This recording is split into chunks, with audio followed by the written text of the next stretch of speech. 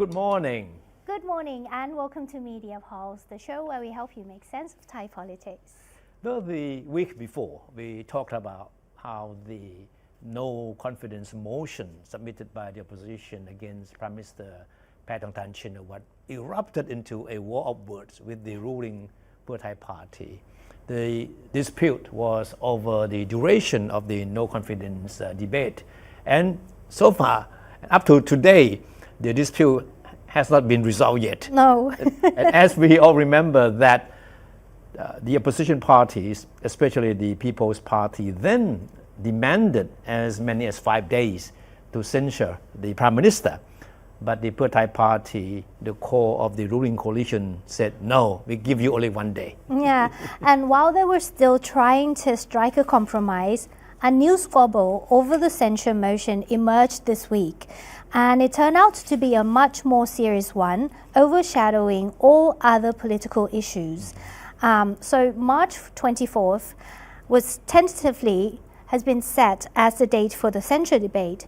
But all of a sudden, the House Speaker, Mr. Wan Mohammad Noor said the wording of the no confidence motion needed to be revised. He said it's problematic because the name of the former Prime Minister Thaksin Shinawatra had to be removed from the motion or there would be no censure debate. Take the name out or there would not be a no confidence debate. Yeah. That's his ultimatum. But as we reported earlier that Prime Minister Paetongtarn is being singled out as the only target for the censure debate. Yes. And in the eyes of the opposition parties, Paetongtarn has been running the country under the influence of her father, the former Prime Minister Thaksin Shinawatra. The opposition alleges that all major decisions or appointments made by her were dictated by her father. So the opposition has been insisting that it was therefore inevitable that the censure motion needed to mention Thaksin's name so that his role could be scrutinized. Yeah, but the House Speaker didn't buy that argument. He insisted it was unprecedented for a no confidence debate to reference an outsider. Then the term outsiders actually refers to individuals or entities that is not present in the chamber and would not be able to defend themselves. In Speaker Wan's view, no matter how the opposition views Thaksin's role, the former Prime Minister is considered an outsider, and the House Speaker put his foot down. The opposition can forget about the no confidence debate if it doesn't remove Thaksin's name from the motion. He claimed that the House rule was on his side. But the question is, what exactly does the House rules say about this? Yeah. Now, upon reviewing the relevant House rules, we found that the House rules do not explicitly prohibit reference to outsiders who are individuals or entities not present in the chamber during the debate. The House rules simply said that such references are allowed only when deemed necessary. And as far as we know, the term necessary has never been clarified. Okay. Throughout the week, key figures of the People's Party kept insisting it was necessary to mention Thaksin in the no confidence motion, as he is known to have exerted influence over his daughter, the Prime Minister. So, the word necessary is still a question at the moment. Legislators are typically granted immunity during House meetings or debates. However, the immunity does not extend to live broadcasts of these proceedings. That means Thaksin could file charges against anyone who attacks him during the censure debate.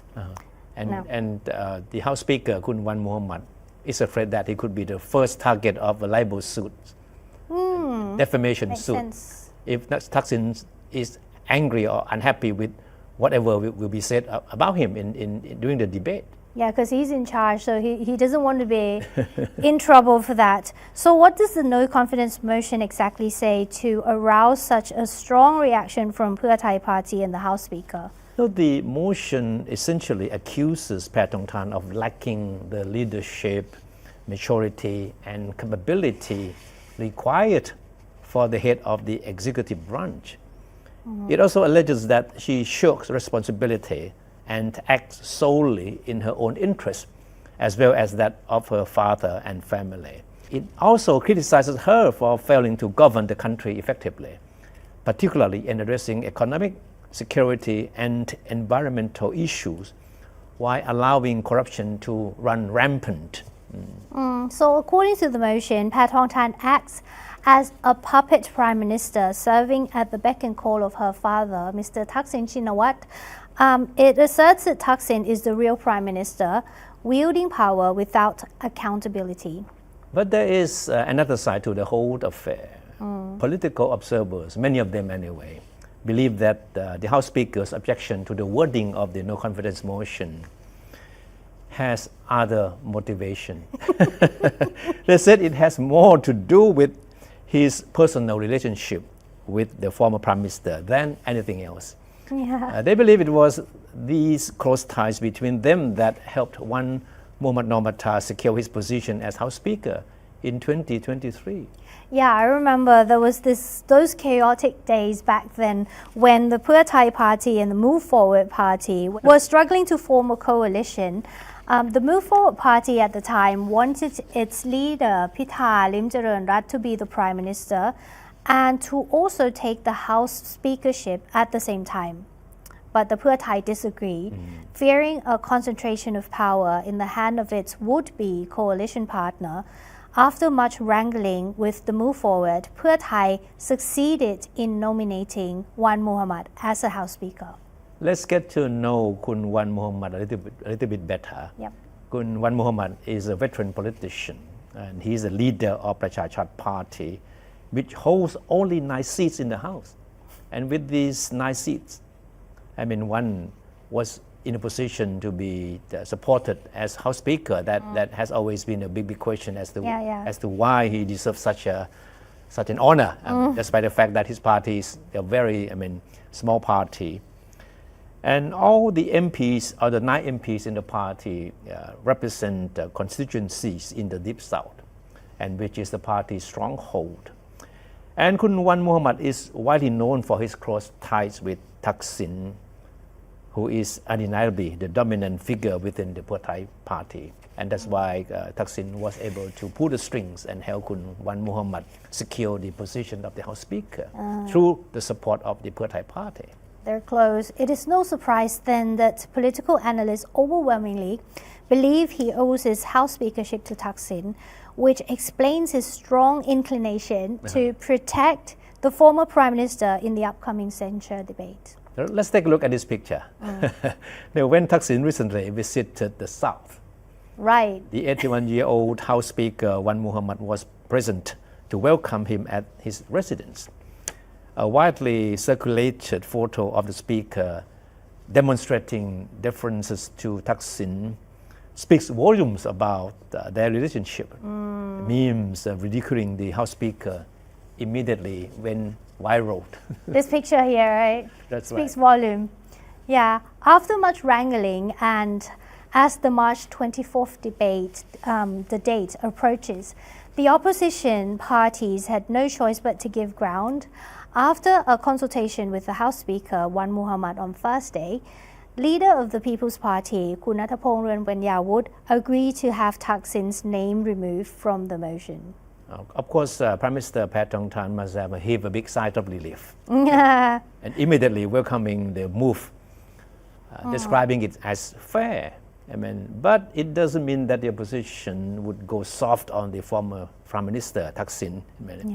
Kun Nathapong, the leader of the People's Party, said his party will go all out in its censuring of the Prime Minister and by extension her father during the debate. Yeah, so even after the People's Party agreed to drop Thaksin's name from the no confidence motion, it was still unable to convince the government to be more generous with the duration of the no confidence debate as well. So the war of words on the duration continues. That's right.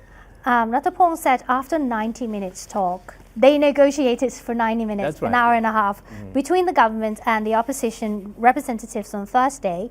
they were still far from reaching an agreement on how long the debate should last. He said his party has softened its stance, reducing its initial demand for 5 days debate to censure the Prime Minister for 30 hours. But the government side remains firm in its refusal with a counter proposal of 20 hours. Okay, no, the media see this whole thing as kind of a trade-off. We drop Thaksin's name and you be more generous with the time for the debate. But things didn't turn out the way that Kunatapong or the People's Party had expected. Yeah. So they agreed to sit down once again to talk about what should be the length of the censure debate. And they hope that they could strike a compromise when they meet again next week. Yeah, but with the People's Party set to remove Thaksin's name from the motion, the next question is how the revised wording will refer to the former Prime Minister. So Kunatapong said the party has not yet decided on the new wording. And Kun Srikanya Tansakun, the deputy leader of the party, had this to say. She said, jokingly of course, that the party has been flooded with suggestions on how best to reference Thaksin during the debate without mentioning his name. So, and this is what she said. Instead of mentioning Thaksin's name, we have been advised to refer to him as that person, that guy, or that man you know who. They might be able to be more creative and borrow from Harry Potter, That's right. he who must not be named.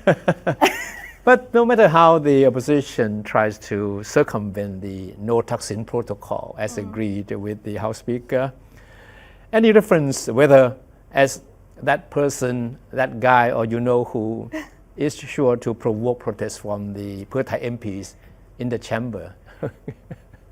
So it's no surprise that the media continue to call the former Prime Minister Thaksin the untouchable. I say. So, but if next week Thepchai and the People's parties are not able to strike a compromise on the duration of the debate, there's a likelihood that the censure debate could be postponed. And Kun Natapong, the party leader, the leader of the People's Party, suggested that if things do not turn out the way that his party expect in the talk next week, then there's a possibility that the censure debate could be moved to early April, before Songkran. Maybe. That's the last thing they want, isn't it? Yeah, even before Thaksin will surely feature in the upcoming no confidence debate, with or without his name being openly mentioned, he has already come under the spotlight for his role related to the crisis in the south.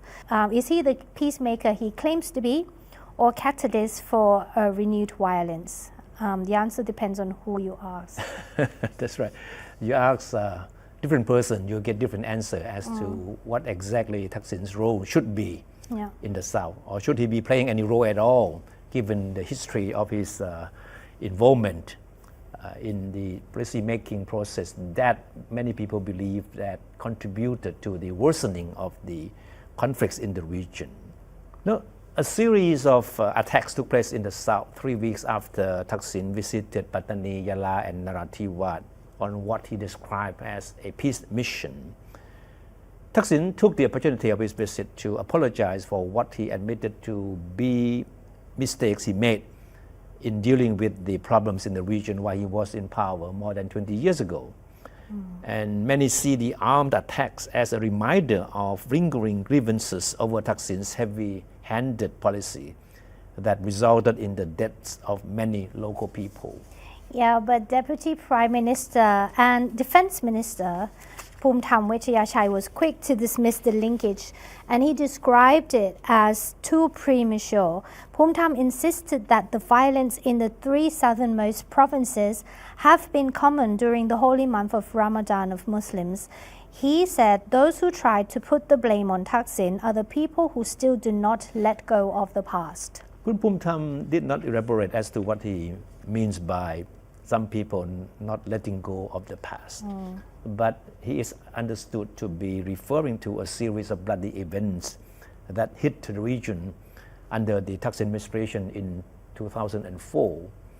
Among them was the incident known as the Thakbai massacre in Thakbai district of Narathiwat, in which 7 protesters were killed when security forces cracked down on the rally in front of the Thepchai police station.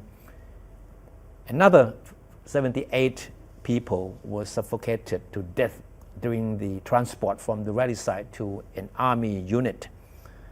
And the issue is that not a single person has been held accountable for what happened. Yeah, Phumtham is actually in the process of overseeing a review of the government strategy in dealing with the disturbances in the Deep South.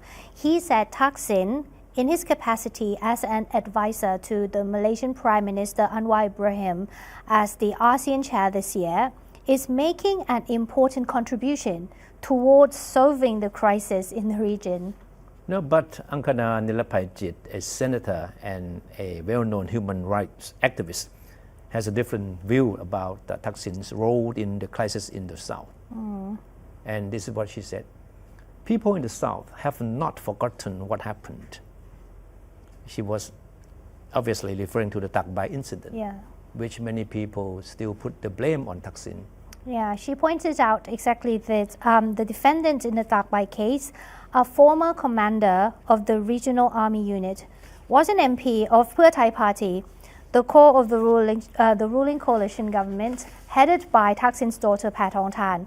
But the party never tried to make him accountable for the incident. Remember, we talked about this many episodes ago, and that's still the fact. So the former general was Pisan Watanawongkiri, and he was one of the 8 defendants who went scot-free after the statute of limitations of the case expired last October on the occasion of the 20th anniversary of the massacre. Now, during his recent visit to the South, Thaksin claimed to have received a much warmer welcome from local people, and which he described it as a good sign. But Angkana said Thaksin must be deceiving himself, as people in the 3 southern provinces have never forgotten what happened in the region on Thaksin's watch. A little bit about Kun Angkana. She's herself a Muslim and is a well-known human rights activist who has been closely following the situation in the Deep South. Her husband, Somchai Nilapayjit, was also a well-known human rights lawyer.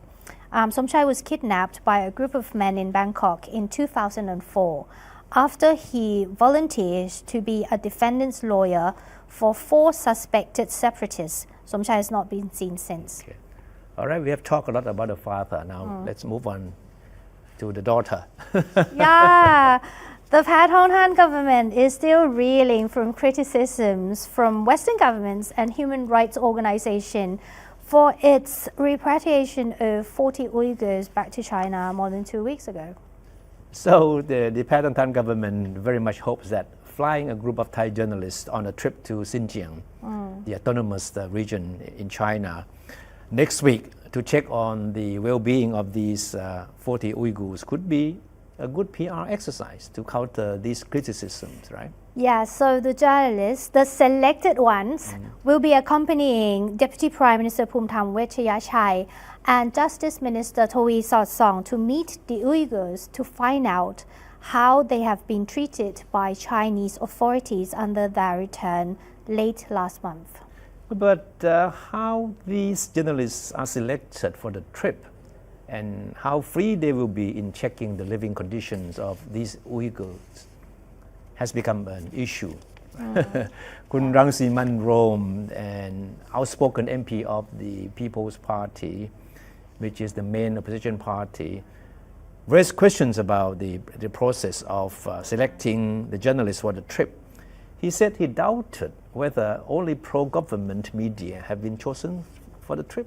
The 40 Uyghurs were deported to China after more than a decade of detention in Thailand.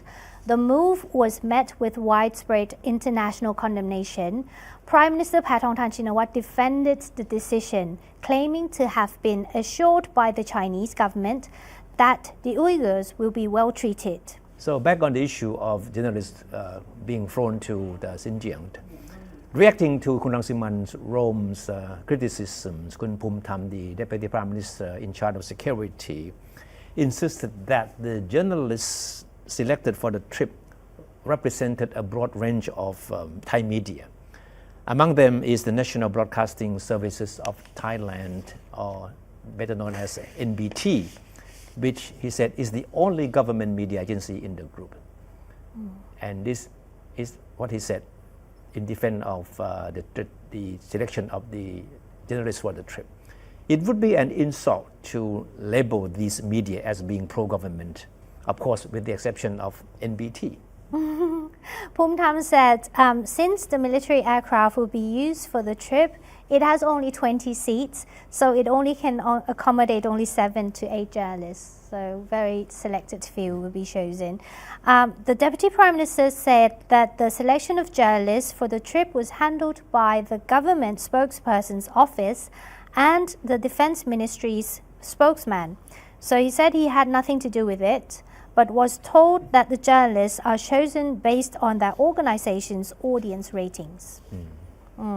He said because of the limited space, he even had to turn down requests to join the trip by journalists whom he knows personally. And Kun Phumtham was obviously irritated when was asked whether the journalists will have the freedom to report once they are in Xinjiang, because we all know how restricted the media in China is, right? And this is what he said: don't ask me these questions, ask your fellow journalists. And when told the question was first raised by Rangsiman Rom of the People's Party, Phumtham had this to say: he has been asking a lot of questions. We can put up with that, but not unfounded questions. That was his response. As for how independent the Thai media can be in reporting about what they see in Xinjiang, Phumtham said, don't pass any judgment until you see how they report. Now we have to admit that Kun Rangsiman Rom of the People's Party has become a constant irritant for the government, because he has been raising a lot of issues. Many of them are very relevant. Exactly. So he's keeping a balance. That's right. But of course, raising questions about the trip to Xinjiang being organized by the government certainly doesn't go down well with the Deputy Prime Minister Kun Phumtham, who has been directly responsible in defending the government decision to send back these 40 Uyghurs. Yeah. Okay, so we're going to move on to another issue. Remember last week we talked about the phrase from Tony Blair's book. It goes like this. This book is called On Leadership, and Tony Blair wrote, this is about qualifications of government ministers. He says, governing is the one profession of importance in which a person with no qualifications, no track record, a CV devoid of content can rise to a position of extraordinary power. And this, obviously applies perfectly to Thailand. It just so happens that last week we saw Thai news headlines on the question of cabinet ministers' qualification as well. So, in addition to Tony Blair's statement about a good CV, in Thailand there is also the question of integrity. So let's look at these key phrases. So we have Article 160 in the Constitution, which says that the cabinet ministers must have evident integrity and professional ethics. So what does that all really mean? Certainly, the big question is, why was the court asked to define cabinet ministers' professional ethics? Does it mean that Thai politicians have problem understand what professional ethics mean? Well, I guess there are two reasons. One has to do with precedents from an old charter court case, and reason number two has to do with the speculation of a cabinet reshuffle. Let's look at them one by one. The first one goes all the way back to August 2024. Former Prime Minister Sethar Thavisin was dismissed from office, remember, for appointing Pichit Chunban to the PM's office minister's post because Pichit had been convicted and served a prison term in a bribery case. And that case was ruled on the basis of Article 160, which requires cabinet member to have evident integrity and professional ethics, as well as the condition that a minister must not have been a convict who served a jail term. So as we all know, that Sethar Thavisin and his whole cabinet had to go, right?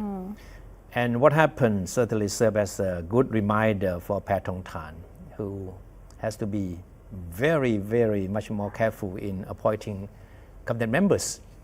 Yeah. Remember that back in September last year, it took her quite a long while to form a cabinet because her legal experts had to check the appointees' records to make sure that everyone was clean enough not to land her in the same trouble as her predecessor. Yeah, exactly. So fast forward to the present, our reason number 2, the speculation of a cabinet reshuffle, which started around the beginning of this year when this government has been in office for about 3 months.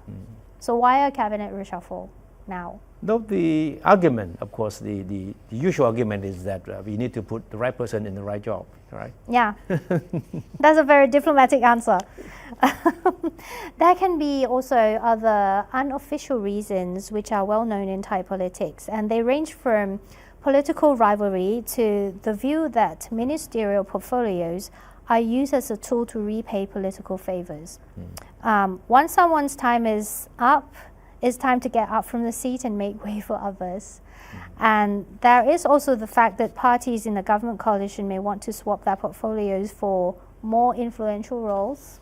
I think like any other countries, I mean, politics is always the issue of revolving door business, right?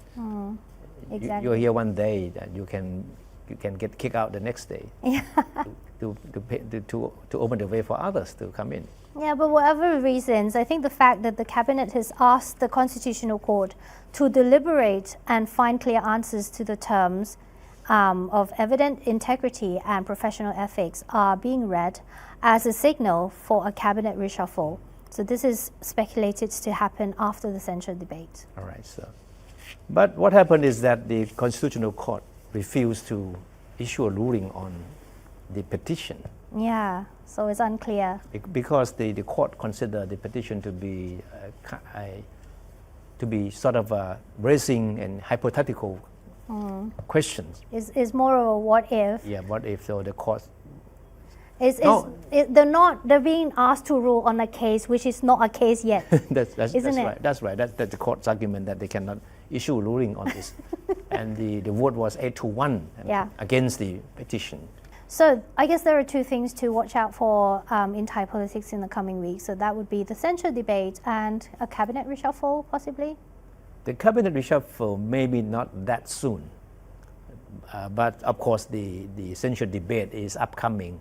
But the date is still debatable because the opposition and the government have yet to sit down and strike a compromise on the issue of the duration of the censure debate. As we have been reporting that the opposition, the People's Party, wants no less than 30 hours to debate against the Prime Minister. But as we have heard from the government side, the government would agree to only 20 hours, no more than that. Yeah. So they have to come to terms and sit down and talk it out next week. Yeah. Do you feel that it's still a question of if or a question of when? I think the no confidence debate is a sure thing. And the People's Party has made it very clear that whatever happens, they want the debate to go ahead. So maybe they may need to make another compromise. They did it, right, with the wording of the motion by removing the name of the former Prime Minister. Yeah, they tried to compromise. Right? Hoping to exchange for some kind of a generosity on the side of the government as far as the duration of the debate is concerned. It's not happening yet. It's not happening yet. But if it does happen, things are going to get a bit more exciting, I guess, That's right. in Thai politics. Okay. So keep watching. Thank you for watching this week. We'll see you in the next one. Have a good weekend. See you then.